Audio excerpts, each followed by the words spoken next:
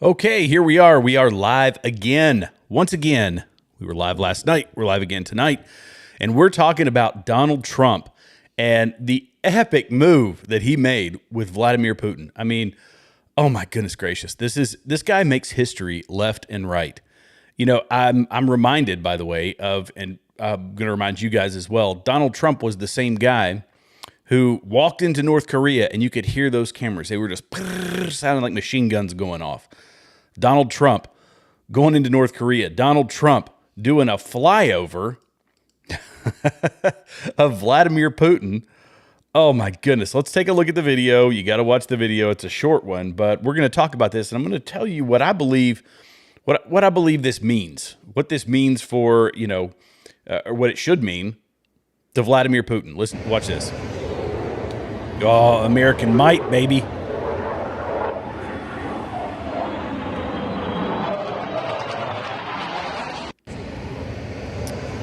Okay, this says a lot of things to Vladimir Putin. First off, it says, we're here to talk about war versus peace. That's it. That's why we're here. We're here to talk about war versus peace.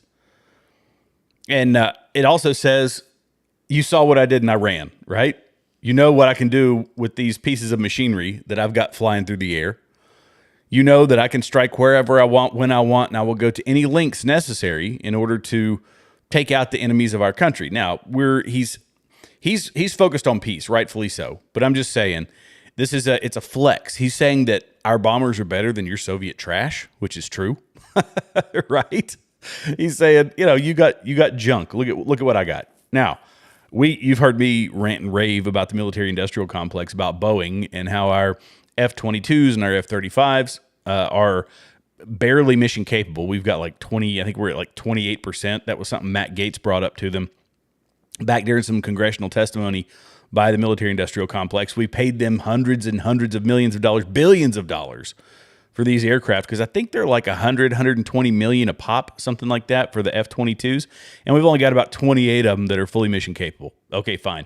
But they're still better than what the Russians have got. Now, their SU, I forget what they're on. I've got a buddy who was he was a fighter pilot. He was an F-16 pilot. He could probably tell me what kind of stuff we were up against. But their MiGs are obviously good. But Donald Trump says we're better. We're better in every possible way. And Vladimir, in fact, I'm going to play this while I'm talking. I'm going to play this on a loop because it's just worth doing it. I'll put it on mute so you guys don't have to listen to it. But it says that our stuff is better than yours. It says that I can do what I want. I'm Donald Trump. I question whether or not this guy, I'm shocked he doesn't have back problems because of the size of his wave hose for doing this with Vladimir Putin as soon as he arrives in Alaska for the summit to talk about peace. It also says that, my phallus is bigger than yours. This is a pissing contest, is what this was. And it also says that you're not negotiating with Biden anymore. Now you're negotiating with me. You're negotiating with Donald Trump. Biden would have had the pomp and circumstance and the band, and there would have been flowers, and it would have been this, lovey-dovey, huggy sort of environment. And Donald Trump says, negative.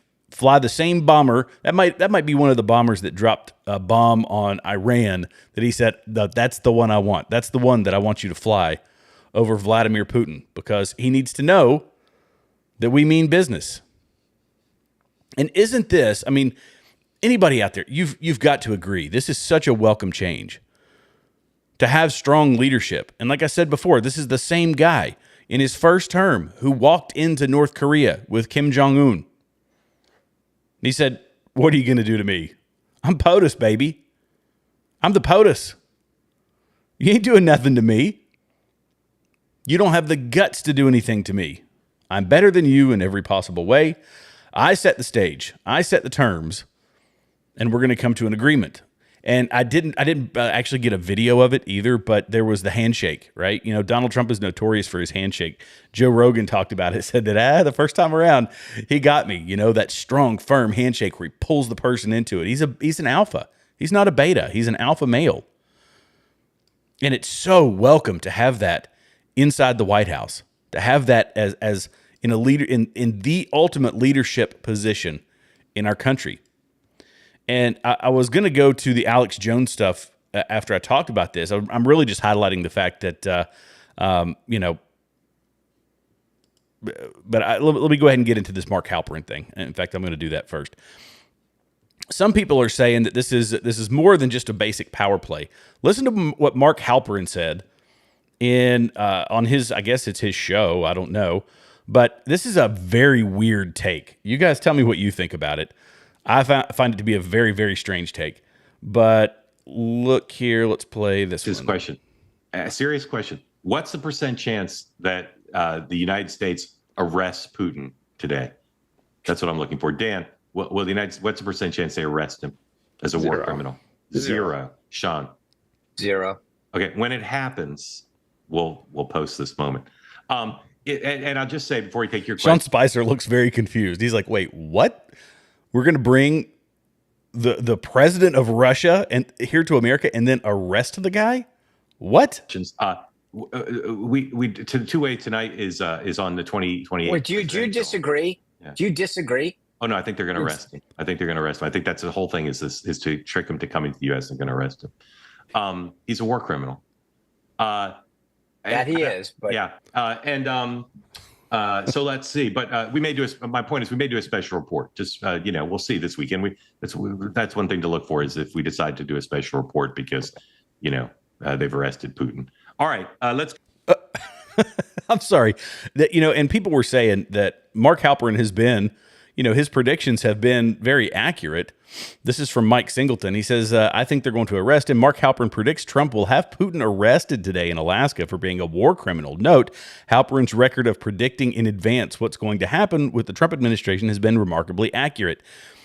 Come on. That's such a ridiculous take. The only way that I could, the only explanation for making a statement like that is clicks. Like you're just trying to get clicks. That's it. Trump's not going to arrest Putin. Trump is here to negotiate, or brought Putin in to negotiate peace in Ukraine.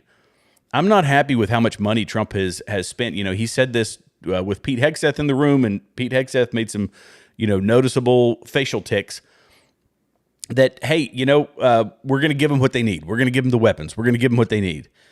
And I'm not a fan of that. I'm tired of pumping money into this Russia-Ukraine war. Trump can sit and negotiate peace. I'm good with that because we've been in a proxy war with Russia, because of Ukraine or in the Ukrainian situation for such a long time. Yeah, we do have a part to play in the peace negotiation, but I'm not all on board with us continuing to send them money, and I think that's probably what Trump is trying to stop. But for them to say that, okay, he is a war criminal, I mean, I don't doubt that, but to say that Trump's going to have him arrested, I just thought it was a ridiculous take. It really was. It was a ridiculous take. Now, I have to play this because during the meeting with the press, Vladimir Putin had some shock, and I had a couple of funny thoughts when I saw this expression. It's been all over the internet, as this whole subject has. This whole subject has been everywhere on the internet. But this was... Thank you, press. Thank you, press. Let's go. Thank you, press. Thank you, press. Thank you, press. This was his response to our rabid press, right? This, just shouting stuff out, and he's probably thinking, in my country, I have them shot, They go to Gulag. But he's like, what in the world are these people yelling for? It's these unhinged reporters that we have. And I get it. Everybody's trying to get a word in edgewise, hoping that he'll hear something that he wants to respond to. But you're not gonna nab Vladimir Putin on something like that. I mean, it's just not gonna happen. It's just not. But I thought his facial expression was hilarious. But anyway, we'll see how all this turns out. We'll see what comes of it. People were making predictions. I was listening to PBD, and people like Adam, they say there's a 0% chance anything's going to get worked out in these negotiations.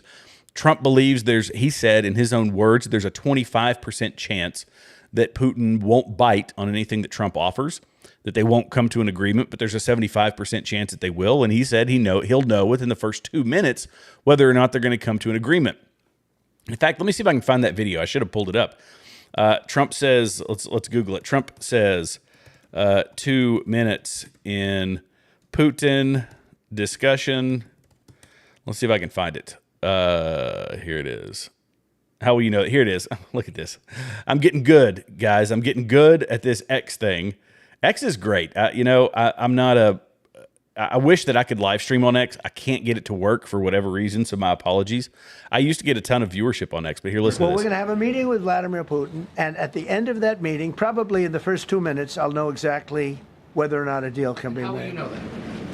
Because that's what I do. I make deals.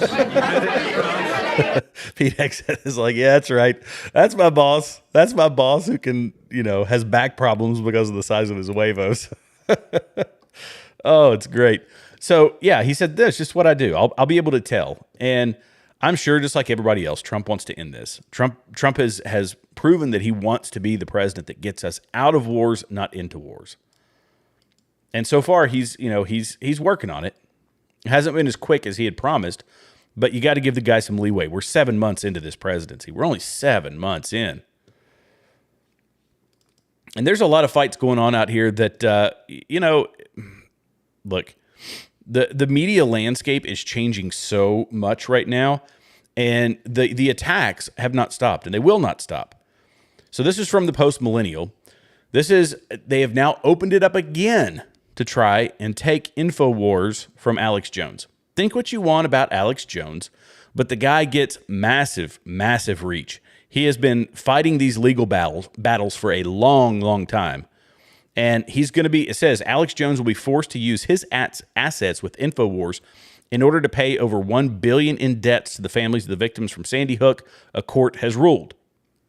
A receiver appointed by the court will be responsible for taking over the assets and selling them off to pay the families, according to a court order from Judge Maya Guerrera Gamble in Austin, signed on Wednesday. Alex Jones media outlet InfoWars, under Free Speech Systems LLC, filed for bankruptcy protection in 2022 after being ordered to pay nearly $1.5 billion to relatives of the victims of the 2012 Sandy Hook Elementary School shooting. The families had sued Jones for defamation after he falsely claimed the tragedy, which killed 26 people, was a hoax. Jones later withdrew the claim and issued an apology for his statement. So at the end of the day, the attacks will not stop. He said, I was wrong. I'm sorry. And they say, no, we just want the money, but we also want to make sure that you get taken off the air. We don't want you to say anything ever again. This is the cooling effect, right? It's the cooling effect of our litigious society and litigious lawyers who hate conservatives. They're activist lawyers who are now, they're continuing to try to take his company. And it's the Onion that's pushing this.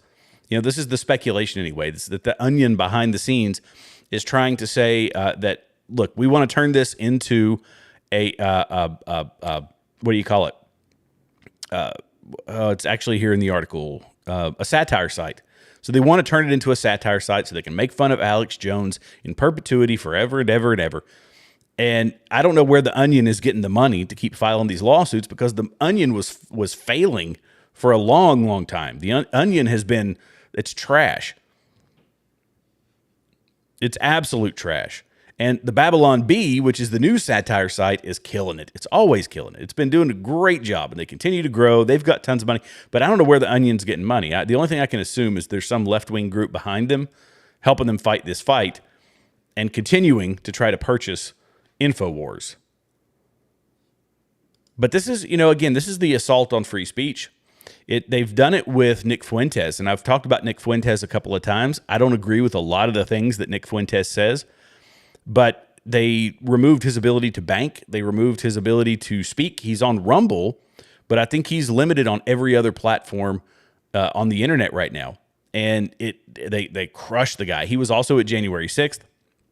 So because of that, he was prosecuted, but I think he got, I forget all the case behind him. I'm not really concerned about it, but he was there at January 6th. Unbeknownst to me, honestly, I didn't realize that he was actually pitching a call to action while he was there.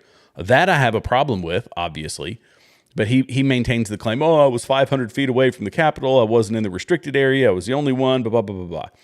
The guy has some tendencies that are and I have a broad term for racism because I don't take the very narrow approach that the left does, but I say that he has a lot of racist tendencies. But nonetheless, this is what they're trying to do. If they find a firebrand, they try to take them down one at a time. And when this podcast gets to a certain point, I'm sure that we'll have the same type of experience. But this is what they do. It's the cooling effect. It's silencing. It's using our litigious society to try to shut people up. And Alex Jones, for all of his errors, has on average been a positive force in the conservative media space. You might not like his delivery. Some of the stuff he says and the way he says it comes off as very hard to, it's really hard to, honestly, to believe some of the things he says. But the number of times he's been correct, you start thinking, okay, maybe I should take this guy seriously. And that's the journey I've been on with with Alex Jones. So anyway, let's keep going with some more Trump accomplishments. So we'll see what comes of this Alex Jones stuff. He's going to fight it. The guy, look, the world needs a lot of different voices, and this is where conservatives and leftists or just your basic Democrat, this is where we're very, very different. Even some centrists, I would say. We're very different because I believe you need to hear an Alex Jones. I believe you need to hear a Nick Fuentes, even though I vehemently disagree with them on a lot of different topics. You have to be able to hear it because it's honestly, we've got a responsibility, guys. Like it's our job as citizens to understand things. And Nick Fuentes, I said this in my last video, he's kind of a response to the, everybody wants a binary. We just want to know. Just tell me what to believe. There's such a huge swath of information, a massive amount of information on the internet. I just need to know what to believe, what not to believe, who to agree with, who to not agree with, who to like and who to hate. That's the binary that we're in right now. And it's very frustrating. But unfortunately, with social media and the vast amount of information that we've got, we can't do that. You have to fact check la-di-da-di everybody, myself included. If I make a mistake or I say something that's inaccurate, I hope that somebody will point it out to me. Now, opinion, that's a different thing. I get attacked all the time online. In fact, when you're a small channel like mine is, the attacks far outweigh any of the positive feedback. It's only until you get to a certain point. Once you get to a certain number of subscribers, and I think it was Cletus McFarland that was talking about this. Shout out to Cletus, who's got an amazing channel. Cletus McFarland said, you got to deal with a whole lot of hate as you're growing. But then eventually the positive people, the ones that actually support you, they come into the rescue. They come to the rescue and they help you when all the haters are attacking you because it's so easy. And it's more, I think, entertaining for people. I do it sometimes as well on X to attack somebody's ideas that are in opposition to yours. It's almost like, why would I waste my time saying something positive? On the other hand, we have to break that cycle. I try to do that. I try to say positive things. If I hear somebody with a really great message, I say, look, man, great show. Well done. Congratulations on your success. Something positive. It can't all be negative. But that's the world that we live in. Negativity, it all sells. Negativity sells. Sorry, I have to get a drink of water. It's actually not water. It's an energy drink. It's a Rain energy drink, but it looks like water. No official dye or no artificial dyes. Okay, so the next thing we're going to talk about, Pam Bondi strips authority from the D.C. police chief and nixes Capitol sanctuary city policies. I've talked about this before, and I will say it again. This is within the president's authority to do this. For 30 days, President Trump can take over the D.C. police. There is no governor. Therefore, ipso facto, he is the governor. He acts as the governor. But Commissioner Cole, Attorney General Pam Bondi has stripped power from the Washington, D.C. police chief and rescinded policies making D.C. a sanctuary city. This comes as President Donald Trump has federalized the D.C. Metro Police Department and deployed federal law enforcement agencies in the capital city. The Trump administration posted an order to social media where the Attorney General stated, effective immediately, Drug Enforcement Administration Administrator Terrence C. Cole shall serve as MPD's Emergency Police Commissioner for the duration of the emergency declared by the president. Commissioner Cole shall assume all the powers and duties vested in the District of Columbia of the police, and the move strips power from the D.C. Police Chief Pamela Smith. By the way, Police Chief Pamela Smith, when asked by reporters, so do you understand what's the chain of command now? And she said, what's that? What's the chain of command? I was shocked. I was like, wait a second. Is that not a term that they use in police departments anymore? Are you that ignorant? Like, seriously? She said, wait, what do you mean by chain of command? So it's probably a good thing that DC could use a break. And something else we've seen, by the way, videos. People are posting videos all over the place. They're saying, you know what? I can actually pull up to a stoplight with my window down and not have to worry about getting robbed in DC. They're saying, oh, look, one guy posted a video and he said, it's so quiet down here. It's nice. He said, I don't smell any weed smell. I don't smell any, there's no homeless people hanging around. I don't have to worry about getting carjacked or mugged. He said, it's great. Thank you, Donald Trump. And they're thanking him. One lady, she said, I can walk home if I want to, and I don't have to worry about it. She said, I don't like Donald Trump, but I like this. It was the way she described it. And with all that positive support, do you think there's a chance that they will extend it for past the 30-day limit? No, they won't. I don't think they will. But President Donald Trump stated his intention to extend the federalization of the Washington, D.C. police force, telling reporters on Wednesday he will be asking Congress to pass a crime bill on the matter, extending it beyond the 30-day time limit. Trump said he would be seeking a long-term extension from Congress via a crime bill that would allow him to continue his effort on cracking down on crime in the nation's capital. The bill will pertain initially to D.C., but serve as a very positive example for other areas of the country, the president said during a press briefing at the Kennedy Center. Let's listen to that piece of the press briefing. How about that? Because it's always good to hear straight from our fearless president, the guy who walked into North Korea and who flew bombers over Putin. What does he say about crime? What does he say about taking over the D.C. Metro Police? Listen to this. Go ahead. Thank you, Mr. President. Thank Your federalization of the police has a 30-day limit unless Congress acts to extend it. Are you talking to Congress about extending it, or do you believe 30 days is sufficient? Well, if it's a national emergency, we can do it without Congress, but we expect to be to Congress before Congress very quickly.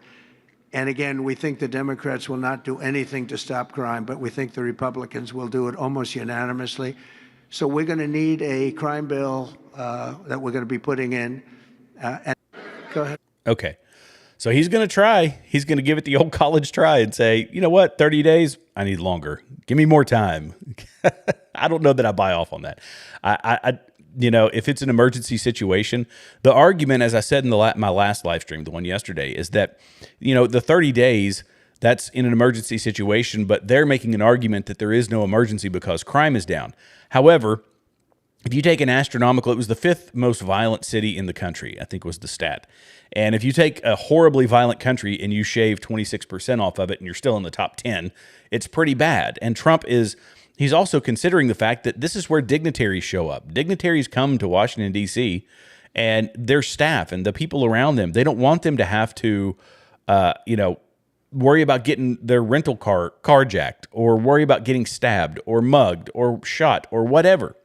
And these people posting videos online are talking on a loop about hearing gunfire every night. It's like Beirut in D.C.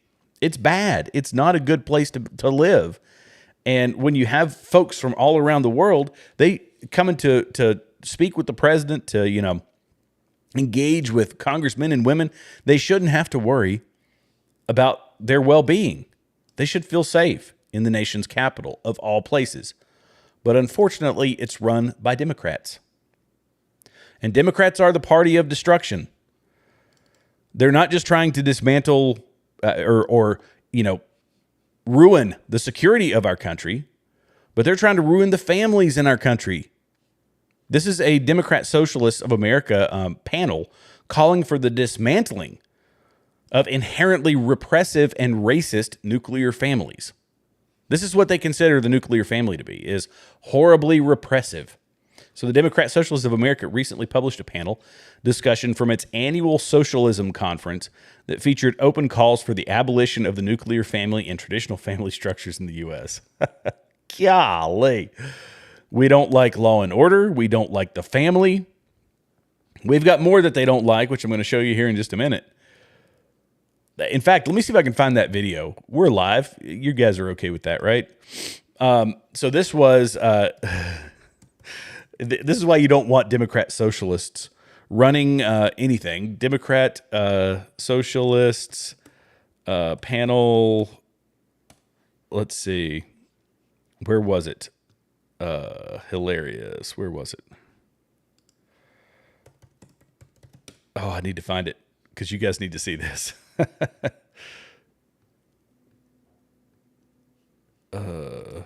Democrat Socialist Comrades. Where was it? It was where they were. Oh gosh, they kept asking like, "Oh, permission to speak," and don't use this sort of don't use this type of language, and no results for Democrat Socialists of America Comrades.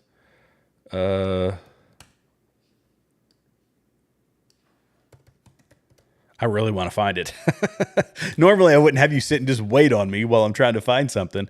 But where was it? Okay, it's got to be in here. If anybody that's watching right now, if you can find it, let me know. Because it was... anyway, these people were sitting at this panel, and they're sitting there yapping. Everybody's making their... And they say, oh, point of order, you know. They go up and they speak at the microphone, and they say... please keep the chatter to a minimum. There's some of us who are sensitive, and, there's some of us who have anxiety, and Democrats, or comrades, da, da, da, da. It was this just horrible farce. But anyway, these, the president remarks, let's see, let me find the article again. Sorry, I got myself sidetracked. All right. Democrat Socialists of America, the panel titled, quote, "The Left and the Family," a roundtable took place on July 4th and was part of the Socialism Conference in Chicago. Surprise, surprise, they're trying to do this in Chicago. The video was uploaded to YouTube on Friday, and DSA wrote in the caption that the nuclear family is, quote, "an inherently repressive, racist, and heterosexist institution that functionally reinforces and reproduces capitalism." So maybe I think these people are just going to breed themselves out of existence so we can laugh at them now for their silly commentary, for their silly opinions. But in the end, if you say, well, I don't believe in the family, I don't believe in reproduction, if you have relations with someone and you produce offspring, you're just creating more capitalists, and that's bad. Okay, you guys live by that mantra. You let that be your guiding principle. I'm okay with that. And in a generation, we won't even have to worry about you guys because we're going to have some good, strong, conservative Christian folks running this country. Although conservative Christians aren't doing all that great either. We might have a bunch of Muslims running this country. That's a topic for another day. But what they went on to say that what we actually mean is the nuclear family as an economic unit, the way we live now, who your parents are, who you partner with, how many children you have, all these are all economic conditions, she said. They described a future liberatory horizon in which food, housing, education, and care are collectivized. She also claimed the groups disposable to capitalism, like black women and indigenous communities, have already modeled this, and that the world should follow suit. I don't think that look at the end result of socialism. The end result of socialism is what we got from the Great Society. People's reliance and dependence on the federal government. It stifles ingenuity. It stifles drive and ambition. It is a net negative for society. And we've seen what it did to the black community when the racist Democrats came in and put this into their culture, made this part of their culture. They have ruined a whole subsect of our society because of this stuff. So no, it's not a good thing. No, it's not. And Democrats don't just want to, again, not just the family, but we gotta get in there and start influencing those kids.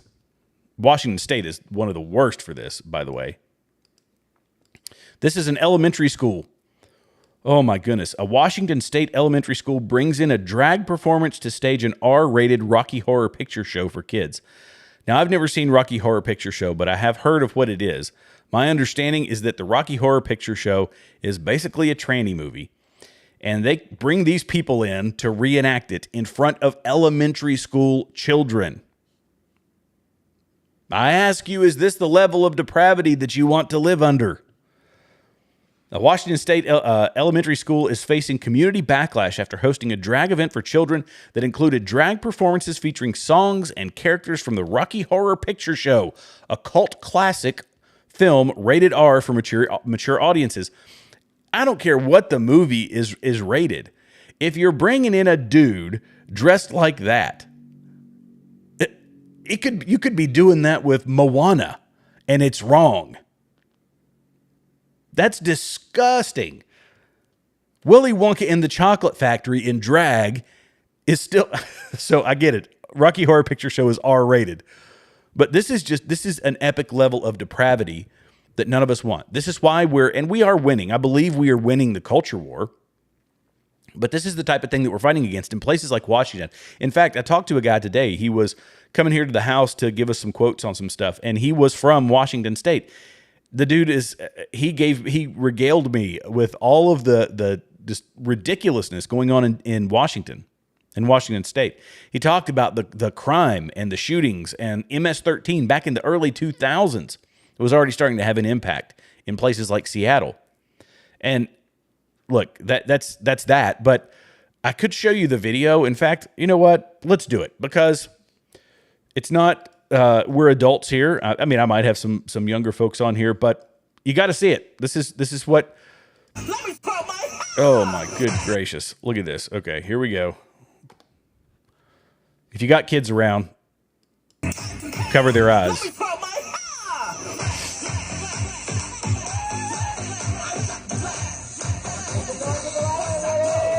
Tell me how this is a beneficial part of. Tell me how this is beneficial in the elementary education system in any way, shape, form, or fashion. And they say, oh, well, I'm sure they said, oh, well, we did this as a separate event. This wasn't sanctioned by the school, but you did it at the school. You're petitioning parents to come and watch this smut. And you're putting kids in front of it. I don't think that was the one. There was another clip in here that actually showed, they blurred the kids out, thank goodness. But you could see there were kids front and center watching that nonsense. Look, you want to do that? Go do it in private. Dress in drag. Go have a drag club if that's what you want to do. Put it on the outskirts of town. But the fact they are trying to try to make people think, indoctrinate people into thinking the nuclear family is repressive and it's racist and it's breeding more capitalists. I hope it does. But it's this horrible thing. The nuclear family sucks. BLM had that in their charter, by the way, that the nuclear family is racist. And then they say, well, it's also about inclusivity, and inclusivity includes your kids being taught this stuff. We've all seen the school board meetings where parents come out and they're reading books in the library of these elementary schools. They're reading the books, and they say the school board stops them and says, we can't use that foul language, here in this meeting. We have language restrictions in here. This is, bordering on vulgar. They say, this is in my kid's library. My kid can go check this out without my knowledge.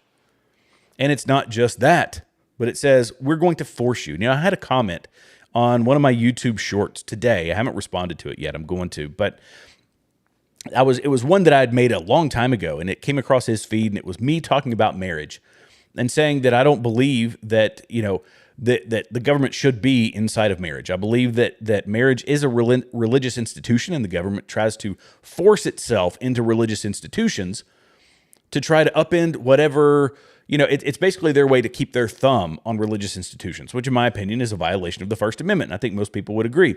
But a federal court is also going to force nuns to cover contraception and abortion for employees. Anything they can do to upend the First Amendment. This is what they do. It's one thing after another. It really is. So a federal judge has ruled the Little Sisters of the Poor, as well as a Trump administration religious conscience rule, and sided with the Pennsylvania, New Jersey, and the state's case against the order of Catholic nuns, arguing the Catholic organization must provide abortion and contraceptives in their health care plan. Okay. I think we all know where the Catholics stand on that.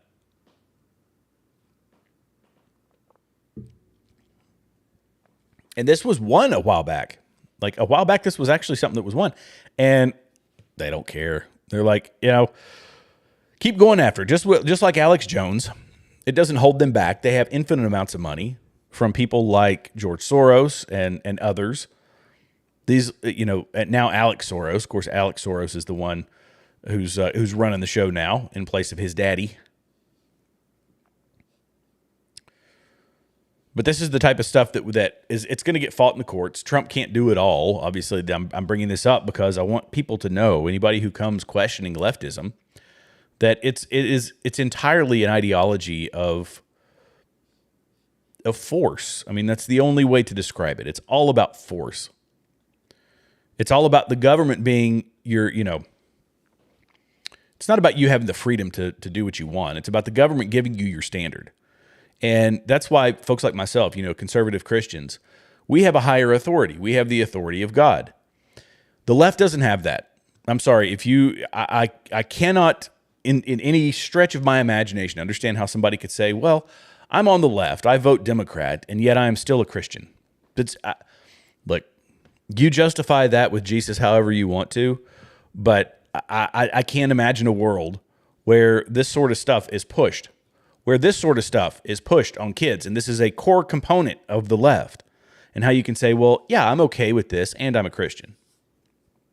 Because widows, orphans, the children, these are all tenets of Christianity. Those are the people we're supposed to be protecting from this rancid world, not the ones that we're supposed to be exposing to it, or in the case of the nuns, forcing them into supporting things that they don't like. But nonetheless, this is where we sit. The debauchery, the evil, just the badness in general. And, my only hope is that these people, these androgynous people, are just going to breed themselves out of existence. What do you guys think? I've been sitting here talking. We've got some folks online. Hit me up in the comments if you have any thoughts on this. I might stay on for just a minute and yammer. Let's see if anything has hit X. We'll do a quick X check. Oh my gosh. Oh, this is a great one. Oh, surprise, surprise. We got to talk about the good stuff too. There's a thing we used to do in the military. It was called Master Resiliency Training. And in Master Resiliency Training, it was teaching you part of it was hunt the good stuff, is what they say. Because you have to deal with the stress. You have to deal with, some people have PTSD. They have other things, depression. All this is a common thing. Here's a positive. Let's hunt some good stuff. The DNC panel has voted to oust David Hogg and nullify his victory because it violated gender diversity rules. Yes. So those quotas, just cost him a job. And I think, wasn't he in trouble? Y'all can correct me if I'm wrong. Wasn't he in trouble for some violations of DNC money? Like he was, I'm not trying to libel the guy, or I don't want this to be something they could take me to court over, which, as we've been talking in this show, they're remarkably litigious. But yeah, there you go. They said, oh, you know what, we got diversity quotas, we got to boot you, David Hogg. Sorry, buddy. That's fantastic. Oh, here you go. This will be a good one. Maybe this is the person that's going to replace him. Here you go. This is who they'll put in to replace David Hogg. Look, the next thing in my feed. That's the perfect person. There you go. David Hogg's replacement. It's not really. I just think that's funny. Oh my gosh. The lunacy, guys, I tell you. It is, it's sometimes you have to laugh about it. I try to do that. I don't know about you all, but I try to laugh about it. I say, it's posing the risk of, it's risking the very nature of our society. But I think that most Americans are smart enough to not bite off on it. though we still had, we got about 70 million that we need to work on, the same ones that voted for Joe Biden. Or I'm sorry, Kamala Harris. But, I mean, a lot of them voted for this guy right here. We'll keep working on those. But it was the middle of the road folks, the ones that kind of came to their senses that said, you know what? Okay, it's time to pull the lever for somebody else. And they pulled the lever for Donald Trump.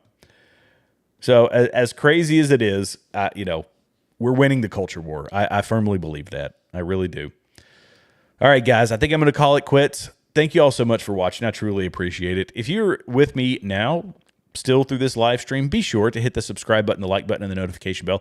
It also helps if you share this content. I am on, Rumble I'm seeing some growth on Rumble, YouTube. I am in an algorithm funk, and I have done everything under the sun, and they're just not showing my videos to anybody. So if you don't mind, and I'll say this if you're a Rumble viewer, hop on over to YouTube, share the content. Share it on whatever social media. Share it on X if you got a decent X following or you got some friends on X. Share it wherever. I don't care where you share it. But help me get outside of this algorithm bubble because it's kind of killing me over on YouTube right now. But thank you guys. I'm appreciative for you. I love you all. I love this country, and I'm going to keep doing this podcast. We are going to grow. The day's going to come. The day's going to come. I love you guys, and I'll see you in the next episode.